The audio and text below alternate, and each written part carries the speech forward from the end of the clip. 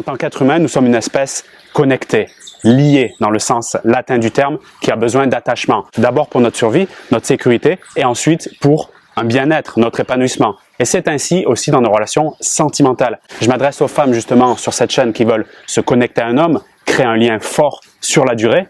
Et bien plus tu te sens lié à cet être, plus tu te sens en sécurité, c'est bien normal, et tu te sens bien tout court. Également, plus le lien est fort, plus c'est difficile à le rompre. Et donc ça peut faire mal si ce lien se coupe. En tant que passionné des relations, c'est-à-dire de la connexion humaine et plus spécifiquement du lien entre un homme et une femme, j'ai observé, analysé depuis des décennies et accompagné spécifiquement depuis 2016 plus de 3000 femmes dans leur épanouissement amoureux. Je vais te partager mon retour d'expérience et notamment 3 façons de se connecter de manière puissante avec un homme. On va le faire en musique, ça va être encore plus sympa. La première façon de se connecter, et je précise, ça peut être dans toutes les phases de la relation, de la rencontre à la création de cette relation, c'est-à-dire qu'on valide qu'on est ensemble. C'est comme nous le dit le regretté Grégory Le Marchal, écris l'histoire. Écris l'histoire, tout ce que tu voudras entre mes lignes. En effet, offrir à l'autre ce qui est vrai pour nous permet de se relier en profondeur avec lui, tout simplement par vase communicant. Ça lui permet de raisonner avec sa propre histoire et d'avoir envie, par réciprocité, d'en faire de même. Pour rendre plus concret et clair cette idée de écrire l'histoire, que ça se grave dans la mémoire, retiens qu'il y a le passé, le présent et le futur. Ton passé, c'est-à-dire ton vécu, ton expérience de vie, de manière globale, mais aussi spécifiquement des relations.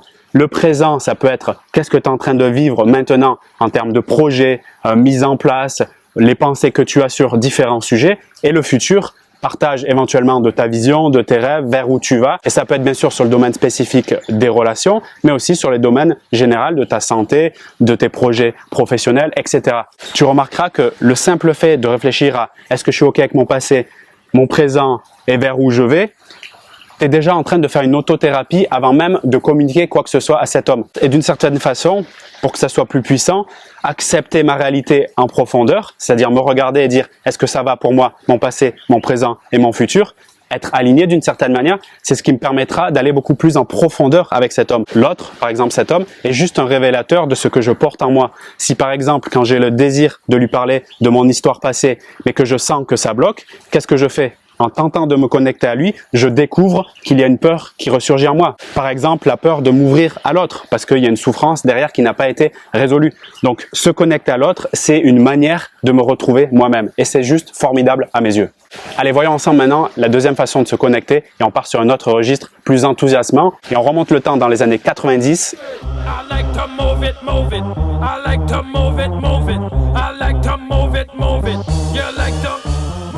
L'idée de ce son, j'aime bouger, c'est pas simplement voir une femme bouger. Effectivement, ça marche. Une femme qui danse, qui lui propose de danser, ça peut être une des activités. C'est ce dont je parle ici. Le mouvement, la différence, la nouveauté, proposer des choses qui sont variées. Pas simplement, encore une fois, au début de la rencontre. On le fait souvent, quoique ça dépend des cas, intuitivement et naturellement, mais c'est de le faire dans la durée. Ne pas rester sur ses acquis ou s'endormir sur ses lauriers.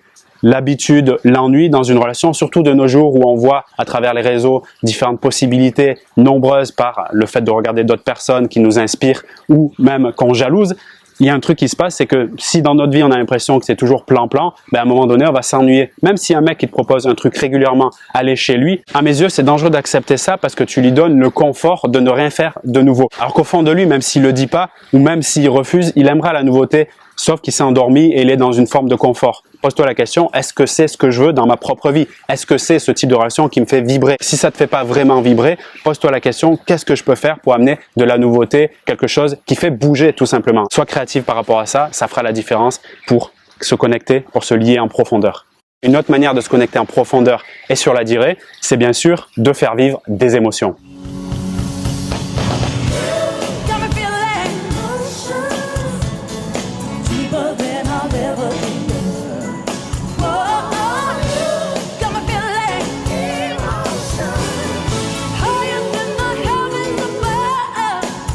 Comme l'évoque si bien Maria Carey, de faire vivre des émotions encore plus folles que j'aurais jamais imaginées. Et oui, en tant qu'homme, et je peux te le dire de manière personnelle, même si on assimile les hommes au côté rationnel, moins émotionnel, pour pas dire déshumanisé, ben c'est faux. Les hommes, c'est avant tout des gamins qui, avant d'avoir un cerveau rationnel, étaient très émotionnels et ont gardé ça en eux, le petit Vincent intérieur, le petit Olivier intérieur, le petit Karim intérieur. On a tous ce petit truc en nous, c'est-à-dire cette partie qui a envie de faire le con, s'amuser, rigoler, chanter, être triste, etc.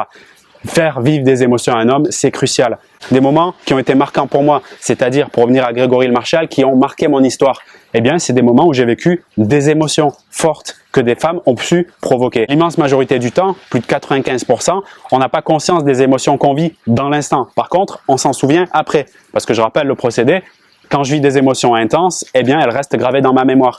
Les points qu'on a vus précédemment sont d'ailleurs liés, tout est connecté. On parle ici de connexion émotionnelle, de connexion mentale, de connexion physique, de connexion spirituelle. Tout va ensemble. Lui faire manger, par exemple, un plat épicé, s'il est capable de le digérer, est une façon de connecter sur le plan émotionnel. Quand tu commences à le connaître, par exemple, au bout de quelques semaines, que tu entends de manière répétée de sa part qu'il est passionné par tel ou tel sujet, lui proposer par exemple la visite d'un musée dans votre ville ou lui offrir par exemple un livre ou des audios sur ce sujet précisément est une façon de créer une connexion émotionnelle. Il y a mille et une façons de le faire. Pour ça, il te faut être créative et aussi active, c'est-à-dire passer à l'action, faire des choses qui sortent de l'ordinaire. Le taquiner, faire des blagues, rigoler ensemble si tu peux, est aussi une très bonne façon de se connecter sur le plan émotionnel. Lui offrir sincèrement des paroles valorisantes, là on est sur le champ de la communication, lui dire qu'est-ce que t'aimes chez lui spécifiquement est aussi une très bonne manière, même s'il réagit pas tout de suite, de lui faire vivre des émotions. C'est ce que j'appelle poser des graines. Le répéter, c'est arroser et faire pousser la plante. C'est très très très puissant. Une émotion que tu lui fais vivre et que vous partagez ensemble, à mes yeux, c'est une porte vers son intimité et c'est une porte vers la confiance de la relation. Se passer de ce biais-là, c'est très dommage quand on sait qu'une émotion, ça peut se faire vivre instantanément et ça peut être gravé dans la mémoire durablement. Bien sûr, il y a d'autres façons très très fortes de se connecter en profondeur avec un homme et de manière générale avec tous les humains qui sont la valorisation de ses ressentis, considérer ce qu'il est en train de vivre maintenant. De manière générale, pour un homme, c'est difficile de partager ses problèmes à une femme, notamment si la rencontre est récente. Il y en a qui le font très facilement, mais de manière générale, c'est pas évident. D'ailleurs, c'est mon cas aussi, j'ai du mal à le faire. Je suis pas forcément très à l'aise avec ça. Une femme, peut-être toi, qui va considérer sincèrement les ressentis qu'il a à l'égard de ce problème. Par exemple, si tu lui dis « je comprends que dans cette situation, tu puisses ressentir de la tristesse et je me mets à ta place, ça serait pareil pour moi ». Quand tu fais ça, ça entraîne deux choses très importantes. La première, dans sa tête, ça lui fait comprendre que tu es empathique et que tu lui portes une oreille émotionnelle importante, c'est-à-dire que tu es dans une écoute active. La deuxième chose, en lui, ça provoque une émotion très forte de « je me sens valorisé ». J'ai mon estime de moi-même, mon estime personnelle qui augmente. Permettre à un homme d'avoir une estime qui est plus forte, c'est lui donner de la puissance. Si tu estimes que ce lien est valable et que même tu as envie de le faire grandir, lui donner de la puissance, donc en considérant son ressenti, c'est lui permettre de te rendre l'appareil tôt ou tard. C'est-à-dire d'aller considérer ce que tu vis toi quand tu auras des moments plus difficiles. Et de cette façon, ton sentiment de sécurité augmentera et ton sentiment de lien avec lui également. Si c'est la bonne personne pour toi, dans le sens si vous êtes compatibles, vos visions, vos valeurs, ce que tu penses d'une relation, votre mode de vie aussi, ça vous permettra de vivre une relation, crois-moi, qui sera sur la durée et très sécurisante pour les deux parties. Aujourd'hui, et depuis plusieurs années, grâce aux sciences du cerveau, on sait qu'il existe une hormone nommée l'ocytocine qui est connue pour être l'hormone de l'attachement, qui nous permet donc, grâce au toucher physique, de créer un lien fort. Je rappelle l'étymologie du terme se connecter, connexion, qui est lier, s'attacher, toucher de manière appropriée un homme. Quand je dis approprié, c'est important, c'est-à-dire qui est calibré. Quand j'ai observé que dans ce moment-là, par exemple, on disait il y a un instant, il est un peu triste, je mets ma main sur son épaule ou sur son coude, voire sur sa main, c'est quelque chose qui est approprié dans ce moment-là. La plupart du temps, on le fait de manière intuitive, notamment une femme, plus qu'un homme, je crois, c'est que dans ces moments-là, eh bien, ça vaut le coup de le toucher, partager ce moment avec lui. C'est une façon de se lier. Ici, je te dis juste de manière, j'oserais dire, technique et scientifique, explicative, ce qui se passe quand tu touches un homme quand il est triste. Et ça libère de l'ocytocine, ça crée de l'attachement, donc de la proximité, de la connexion, tout simplement. Il y a peut-être des moments où tu as pensé faire ça, quand un homme s'est épanché par exemple sur ses problèmes, mais tu ne l'as pas fait. Maintenant, tu as l'explication et je t'invite à le faire si tu as senti que c'était nécessaire de le faire, parce que tout simplement, je pense que c'est ta partie profonde, biologique, primitive, ton côté vraiment humain, des millénaires qui sont derrière toi, qui étaient programmés pour toucher cet homme, par exemple sur l'épaule, à ce moment-là. Tu l'as pas fait parce que ta tête, ton mental est venu se dire « Ah, j'ai peur, mince, qu'est-ce qu'il va penser de moi, etc. »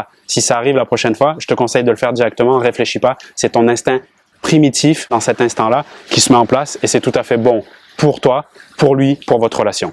Merci pour ton attention dans cette vidéo, j'espère qu'elle t'a apporté un max de valeur. Si tu as aimé, tu peux d'ailleurs t'abonner à la chaîne, c'est pas fait, la partager autour de toi et commenter aussi sous la vidéo. Et avant de partir, je te propose, si tu es sensible à mon approche et surtout si tu as envie de développer une relation de qualité avec l'homme qui te fait vibrer en ce moment, même si c'est un peu difficile, même si ça a été techniquement un peu désastreux ces derniers temps, que ce soit sur ta communication, voire même sur la gestion de tes émotions, je te propose de réserver un appel découverte qui est totalement offert dès maintenant. Le lien est dans la description de la vidéo. Ça va nous permettre d'un premier temps d'échanger sur ta situation. Tu verras, ça va te faire beaucoup de bien, de clarifier ce qui est en train de se jouer, tes objectifs et éventuellement voir s'il y a des blocages, quels sont-ils et comment les débloquer à travers un plan d'action qui va faire la différence. Ne reste plus seul et fais ce premier pas en réservant ton appel découverte. Je te rappelle le lien dans la description de cette vidéo.